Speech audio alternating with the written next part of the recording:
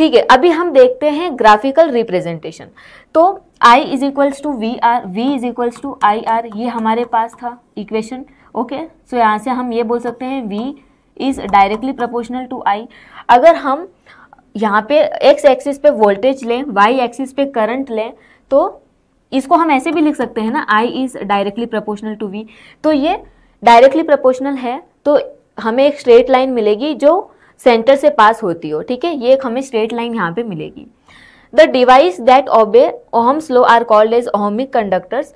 तो देखो, हर एक कंडक्टर्स अगर ओहम्स लॉ को वैलिड करे, ओहम्स लॉ को अप्लाई करे, ये ज़रूरी नहीं।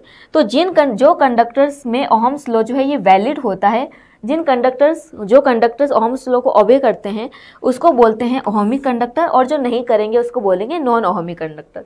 ठीक है, so for ohmic conductor the graph I versus V is a straight line. ठीक है, तो जो भी ओहम्स लॉ को ओबे करेगा, ओहम्स लॉ को फॉलो करेगा, उसका जो ग्राफ है एक स्ट्रेट लाइन हमें कुछ ऐसा मिलेगा। Okay, the slope of the graph gives the conductance. तो स्लोप हम कैसे निकालते हैं?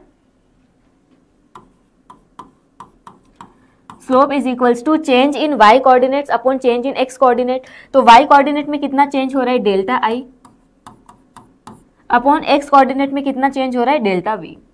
ओके, तो इसके रेशो को ही बोला जाता है कंडक्टेंस। ओके, आई होप यहाँ तक सबको समझ में आया होगा। अब देखो, non ohmic conductors, the devices that do not obey Ohm's law are called as non ohmic conductors. तो जो ओहम्स लॉ को ओबे करता है, जो उनको फॉलो करता है, उसका ग्राफ हमने देखा था कि एक स्ट्रेट लाइन होता है।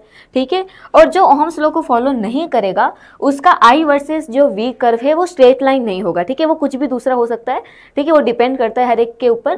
बट समझो यहाँ पे एक वैक्यूम ट्यूब के लिए हमें बताया है, तो वैक्यूम ट्यूब के लिए जो ग्राफ आता है वो कैसा, ऐसा पैराबोलिक ग्राफ आता है, और थर्मिस्टर के लिए ग्राफ कुछ ऐसा आता है। तो ये इन दोनों से आप देख सकते हो कि ये स्ट्रेट लाइन ग्राफ नहीं है। ओके, तो ये नॉन ओहमिक कंडक्टर हो गया।